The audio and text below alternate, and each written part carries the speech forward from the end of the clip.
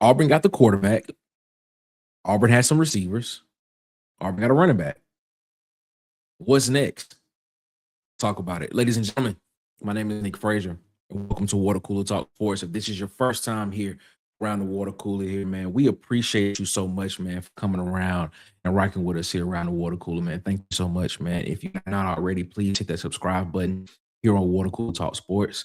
Hit the like button, and it helps us in the algorithm. If you are a returning viewer, we thank you so much, man, for rocking with us here around the water cooler and coming back and rocking with us. If you have not already, hit the subscribe button, hit the like button, share the video, man. Help us get to 1,300 subscribers before the end of January 2026. We're on our way to doing that. Let's get into today's topic, man. Auburn fans have been very, very hyped. Been in anticipation of the Byrum Brown news. You know how something's gonna happen, like how Christmas is coming, but you can't wait for it to get here. That's kind of how the Byrum Brown news was. You knew it was gonna happen, but it just felt like it was taking a long time to come. And now that it's here, a lot of people have their excitement. A lot of people's anticipation has been met. Now people are just kind of dying down. It feels as if people are dying down, but Auburn still has a lot of work to do in the portal. And there are positions that Auburn has to go out and get, has to go out and fill. And there are some names out there. I'm not saying that Auburn is targeting these guys, but there are some names out there that can go out here and fill some of these positions that Auburn is looking at. Auburn needs to fill. First of all, I know everybody knows at this channel, we talk line of scrimmage. We talk offensive, defensive line all day long. We can. That's that we can. We do whole shows about it sometimes. But starting there, in the SEC, in this league, you have to be able to be dominant on the offensive line and on the defensive line in order to have an opportunity to win football games. That is just an honest to God fact. And the teams that do that very, very well, the teams that recruit, the teams that prioritize that position and prioritize that part of the offense on the defense, tend to do really, really well and fare very great when it comes to games, especially with the offense. What Joel Gordon said, the non-negotiable will be running the football. That is something that Auburn needs to invest in heavily, and you starting to see that. You looking at Stan Mill, transfer from Michigan State, who has committed to Auburn. He is 6'7". I'm sorry, I didn't mean to do that, but it crossed my mind when I did it. He's 6'7", 312 pounds. He's a left tackle, premium position. I always say on this channel, the first person you pay on a football team is the quarterback. The next person you pay is the guy that's going to protect and block the quarterback's blind side, and the guy after that is the guy that you're gonna send to go rush the quarterback. You look at Stan Ramil, a guy that was at Michigan State for what I believe 3 years. He'll have 2 years of eligibility remaining. He's an Alabama kid. He's from Thompson High School, so he knows what to expect. He should know what it means to be in an Auburn uniform and what it means to play in an environment where football is almost like a religion in this state and in this area and in this geographic location. Devin Bass, a name that has been floating around a lot. Spoke about him briefly on a show when we talked about offensive linemen or when we talked about top potential target a couple of weeks ago. He's 6'6", 308 pounds, from Kansas State. Another rising junior will have 2 years of eligibility remaining, an offensive line guy that can come in and be strong at the point of attack.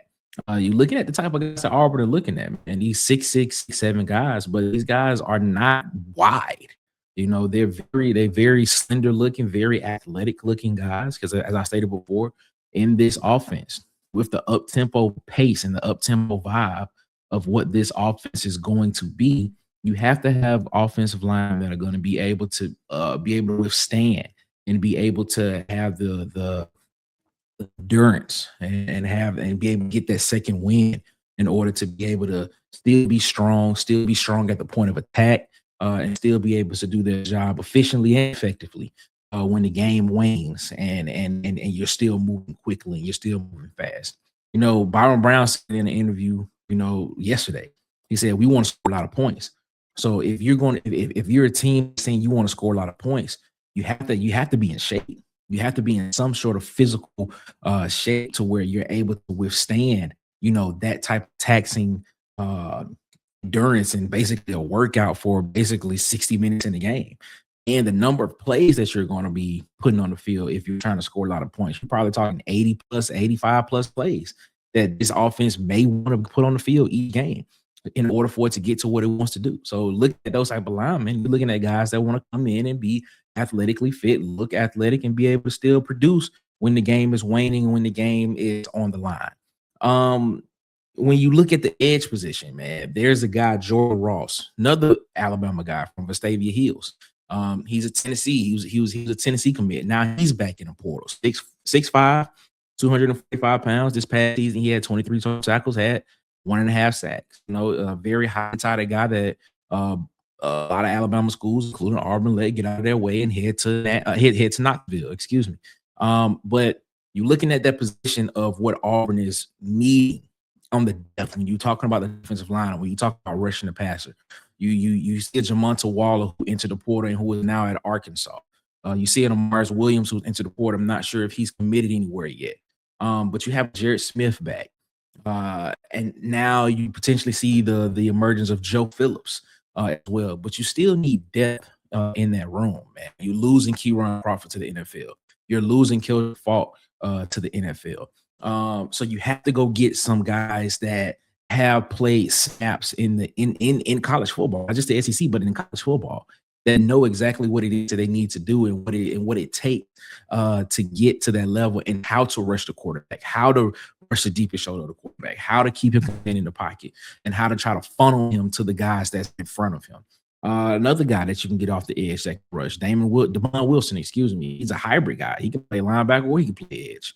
Guy that had 9 sacks last year. 9 sacks last year from Missouri, man. Transferred from Georgia, transferred to Missouri. Now he's back in the transfer portal looking for his next home.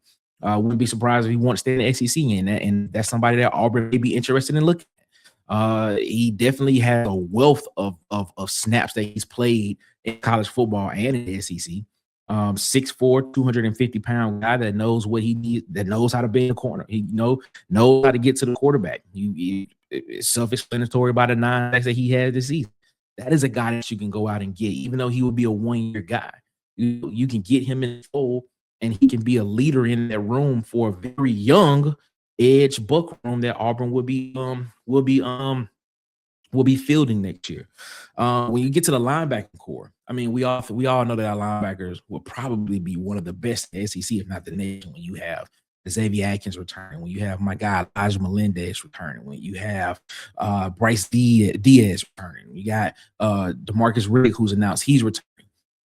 But to still have another body in that room, another body that has very, very a lot of SEC, a lot of college snaps. Sammy Omosingo from Oklahoma has announced his intentions to enter the portal, and he was part of that Oklahoma defense that had probably one of the best front sevens in college football this past season. You're looking at his stats: 50 total tackles, 2 sacks this year, 6'1", 235-pound linebacker. He'll be a rising senior, so he will be looking to probably get somewhere where he can get to a contender. And I really believe that the difference between Auburn being a contender next year and Auburn being an 7-8 win team will be the lines of scrimmage. Because I believe by looking at what Auburn is bringing in on the skill side, I think overall the rooms that they're having on the skill side can compete with anybody in the country. But what we're looking at and what we have to see how they do on the lines of scrimmage. And if Auburn can hit there, if they can evaluate there, well, I have no doubt that they will do that, because this staff is all about player evaluations to make sure they get the right guys in. Auburn could compete next year. I mean, it's not out of the question. It is not out of the question, man. One of my guys that I'm excited about, that I've been speaking about on majority of shows, Carmelo O'Neal, 6'4", 200-pound safety from Mercer, man. Auburn's problems, man. Auburn had problems covering tight ends. And if you can get a guy like that who has played some safety, who has played some coverage in the back end, and you can move him close to the line of scrimmage where he can cover cover those tight ends. He's big enough to cover those tight ends, fast enough to keep up with them, because the tight end position can be a mismatch problem for a lot of defenses, man. And if you got a guy like that, he can come in and potentially play all three levels of the defense. He can potentially rush off the edge as well, too. Sort of what Kendall Davis did at Oklahoma, when Oklahoma would go to that three-high safety look. You know, he would play in the safety, he would play at the second level of the linebacker, and he could play on the edge and rush the passer. If you get a guy like that, man, that is a luxury to have, man. And then, of course, there's a guy that we all still waiting on. Keyshawn Singleton has not announced yet. He may announce by the time this video drops. But still, man, 50 receptions, 877 yards last year, 8 touchdowns. A 6'3", 215-pound guy that is going to be an instant impact player, just like Jeremiah Coger. Just like Jeremiah Coger was at USF. You drop him into this offense of what he knows best, what he's familiar with. You drop him into this offense, you put him in an Auburn uniform, and you look at a guy that potentially can go out there and replicate what he did last season. But I know the Byrum Brown situation happened, and I know everybody's excited about that, but Auburn still has work to do. There's still players that Auburn needs to go out here and look at, man, especially in those line of scrimmages. And then there are some guys out there that we can fill in pieces that have experience and have some depth and have some reps in the college football world. Can come in and help at positions to where we can come in and help at positions where they can come in and add value as well and give playing time. So if you have not already, man, follow us on Twitter at CoolestPod23. Follow us on Instagram and TikTok at the Water Cooler Talk. If you have not, hit the subscribe button here on YouTube, man. We're on our way to 1,300 subscribers before the end of January 2026, man. We appreciate y'all so much, man. Make sure that you head on over to watercoolertalksports.com, www.watercoolertalksports.com. Check out some of the written work that we are doing over there as well, man. We appreciate y'all so much, man. We'll see you in the next week. Y'all be easy.